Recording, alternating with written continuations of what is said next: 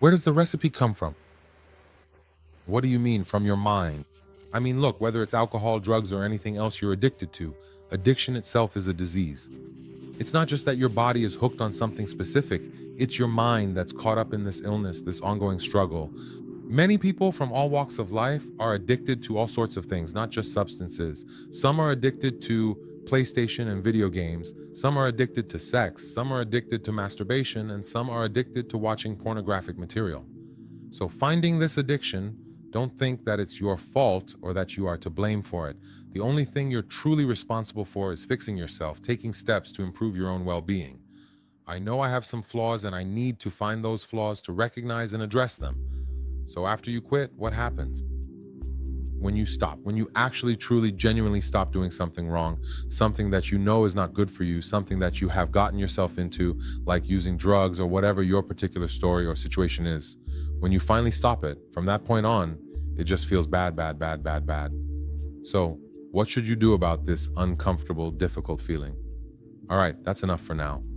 I'll give you a few possible solutions, some ideas that might help you deal with this challenging situation. We're talking about alcohol and drugs here. Fortunately, I haven't had much of an issue with porn or masturbation. Alcohol and these things, they're both the same shit, honestly. There's not much difference between them. They're basically the same. When you quit, especially in the first few days, actually, you could even say up to the ninth day, those first days are tough because you're dealing with a physical issue. Your body is craving, your body is telling you, give me this, give me this. It's sending signals to your brain. Both your body and your mind are reacting. The body is showing withdrawal and the mind is responding, wanting the substance. The mind is doing everything it can to help the body. The first days are usually really hard, but with mental control, you can get through it. I did it, and a lot of people like me have done it and succeeded. I learned from them, and now I'm sharing this experience with many others. First of all, you need to stop hanging out with those people you used to sit with, take shots with, and have fun with. You have to cut off using with them. You have to cut off contact, stop using, and cut off contact again. After you quit, the very first thing you need to do is cut off contact, because those are the people who, even unintentionally, will pull you back into that path. What does that mean? It means the people who used to be your playmates, your companions in this,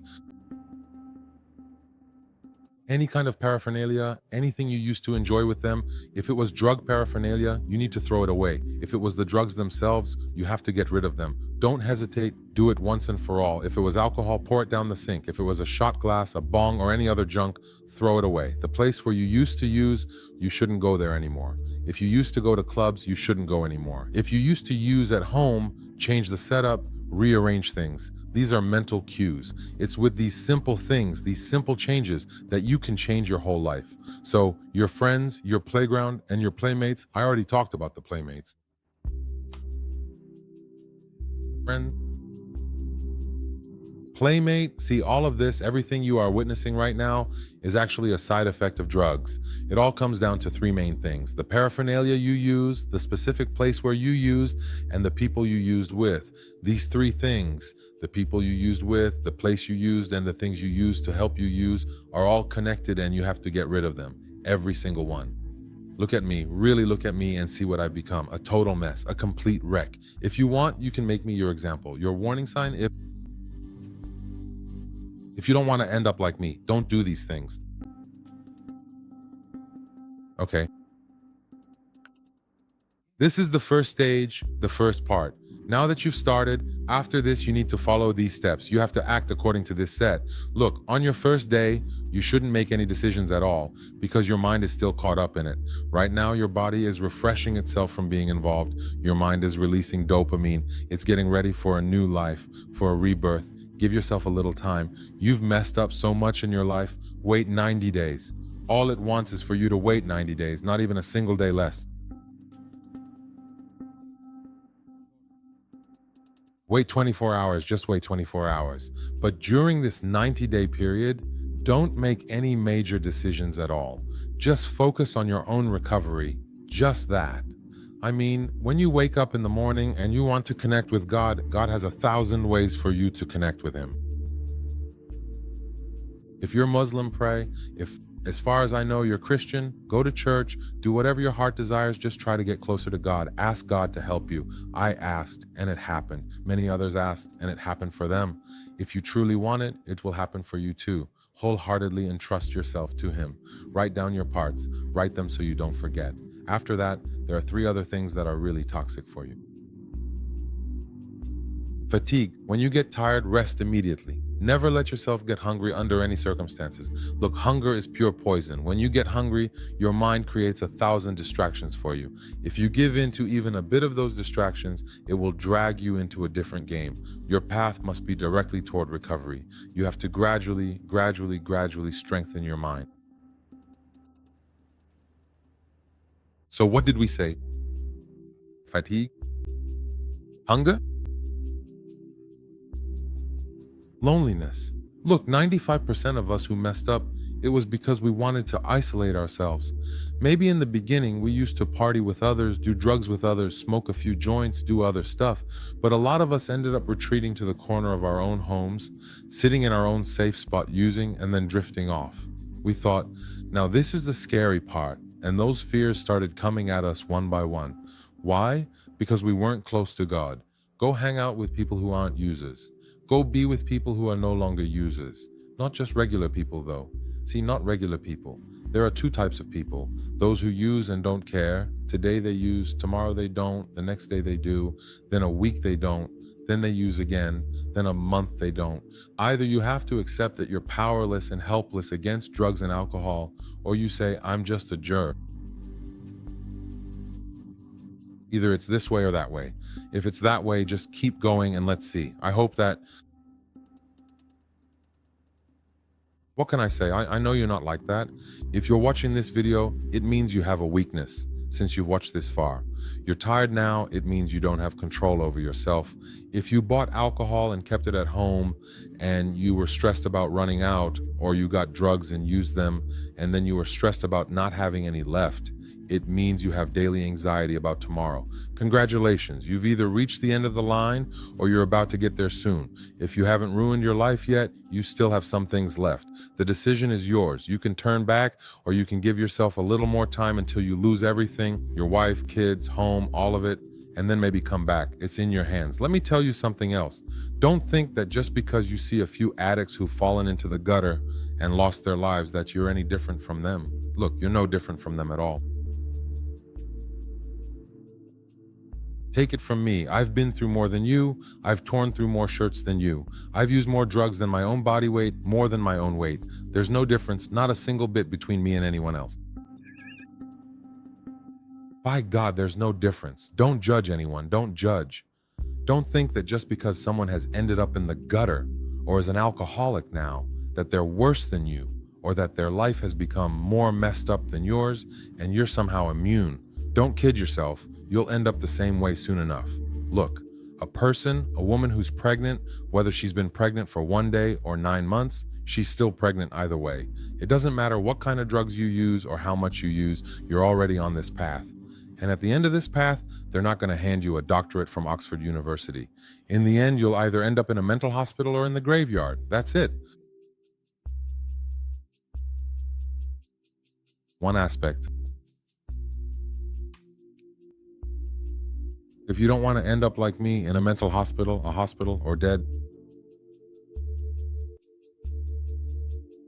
in the middle of your talk, don't let your mind wander like this. Let me tell you something about myself. When I wanted to hire employees during my using days, whether it was an employee, a worker, or an apprentice, I would ask them, can you handle heavy lifting well? I mean, could you properly prepare my stuff so I could take 30 to 40 hits a day? They'd say yes, and I'd say, let's test it. This had to be included in their resume. Living in Iran, I'd ask, do you know how to roll? I'd say, roll 2 for me, let's see. Because I didn't really like rolling as much as cigarettes. I smoked so many cigarettes that I'd end up rolling them too. I'd smoke 30 to 40 a day. Some people come up to me and say, it doesn't suit you. Thank God it doesn't. They kept saying, your teeth aren't real. One of them even fell out. They said, your teeth aren't real, are they? Addicts' teeth look a certain way. Look, I look at myself now. At myself. I'm trying to make up for the damage I did to myself. I hurt myself so much. I drank alcohol on an empty stomach so many times. I used drugs on an empty stomach so many times. I pushed my brain down the wrong path so many times. I put so many drugs into it. Only God knows. God, thank you. Maybe God just wanted to give me a mission. I'm 99% sure my mission was exactly this. When I think about how I survived and now all my friends are either dead or in mental hospitals. Oh, in the hospital.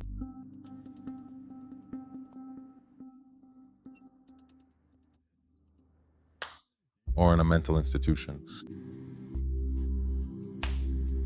Or they're either in a mental institution, in prison, or dead. I'm here. Prison, I said hospital, but hospital is also true. There are really 4 options. So I left out prison. I mean, no matter how much I used. As for the mental institution, there are only a few left because most of them are dead now. May God have mercy on them. And those who survived too keep checking the time to make sure their time isn't up. The cameraman is also watching me from behind, wondering why I'm looking at the clock. But anyway, to sum it up, I was talking about temptation. Let's get back to the story. Look, you don't need to think about what's going to happen to you in the future. Don't even think about whether you can stay clean for the rest of your life. On my first day, I told them, so I have to never drink alcohol again for the rest of my life? I have to never use drugs again? They said, no, just don't use today. I said, okay, I won't use today. Honestly, I had gone there just to get a little fresher, maybe stay clean for 4 or 5 months, and then use again. That was really my mindset. Then you all think, what if I go, for example, inside places like Narcotics Anonymous, for example. Now imagine I get up and go there. There are people there and I start judging them and all that. Look, someone who's an addict is constantly talking to themselves. And if I use hallucinogenic drugs on top of that, it's just chaos on chaos. Even right now, in our minds, we don't even know which part is really us. But despite all these stories, despite all these details, someone nobody thought would ever get clean, did get clean.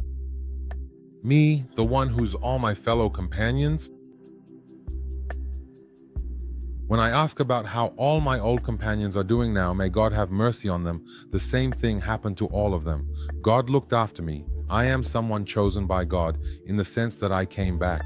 Even for me, this has happened several times. Look, at the end of this path we went down, it was nothing. Just yesterday or the day before, someone messaged me directly and said, aren't you the one who says we need to raise our awareness? Aren't you the one who says our awareness should increase? Then why shouldn't I use these substances so that I can have an awakening afterward? I told him, if that's the case, then you should go and sleep with an African man too.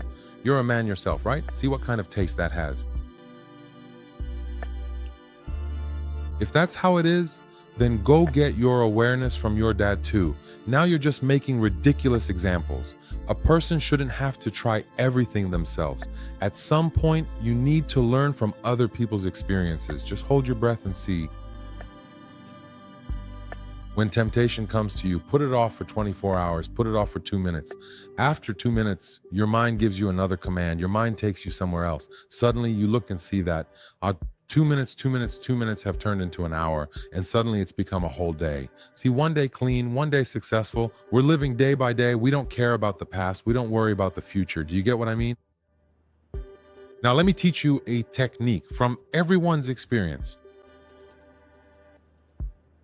Try to achieve small successes every day. What does that mean? Set something for yourself to do. Don't make it too big so that you can't accomplish it. If you usually wake up at 10, 12, or 1, try waking up just 5 minutes earlier. Let the alarm ring and get up. If you can run 20 meters a day, make it 22 meters, make it 25 meters. But just be a little bit better than you were the day before. This way your mind gets ready. Let small successes pile up next to each other like this, and eventually they become a big success. I remember there was a time when I couldn't even run 100 meters. Thanks to God. And with consistent training, applying all these techniques one after another, today I ran 4 kilometers in 30 minutes. Not that I used to run 4 kilometers in an hour. Now I can do it in 30 minutes, even if I have to stop to scratch my nose. Now some people say, this guy is just enjoying himself. I have allergies, but overall, don't give in to your temptations. Temptation comes like a mountain and leaves like a hare. Right now, you might feel really, really good, but 2 minutes later, you might feel really bad. When you feel great, don't get arrogant. And when you feel bad, don't lose hope in life. Just let it pass. Right now, you are responsible for your own purity. You're responsible for becoming clean. I became clean. The world became a different color, a different scent for me. I truly feel like the Spirit of God has been breathed into me. Before, I was completely empty inside. I mean, there wasn't even an epsilon of God in me. I felt like God was upset with me. But now you see how I am. I'm happy, I'm crazy. The world belongs to the crazy ones. Enjoy the pleasures of the world. Don't take the world too seriously. Don't give too much value to money. Money is great. It's good to earn money. It's good to have money with integrity. But even if you have $100 billion, if you feel bad, you can throw your money away.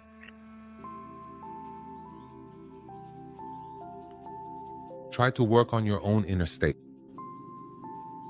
Make sure your mind is healthy. Try to wake up today with positive thoughts. And if you don't wake up with positive thoughts, try to put good thoughts into your head. Meditate. Try to focus for 2 minutes. How should you meditate? I'll make a video about it. Your mind will gradually get better. The mind is, in fact, really quite stupid. If you make yourself laugh for no particular reason, just once every single hour each day, after a week, you will find yourself becoming truly happy. No psychiatrist will ever tell you this, and honestly, no one else will tell you this either. Until the next program, I leave you in the care of the Almighty God. Have a good night and day.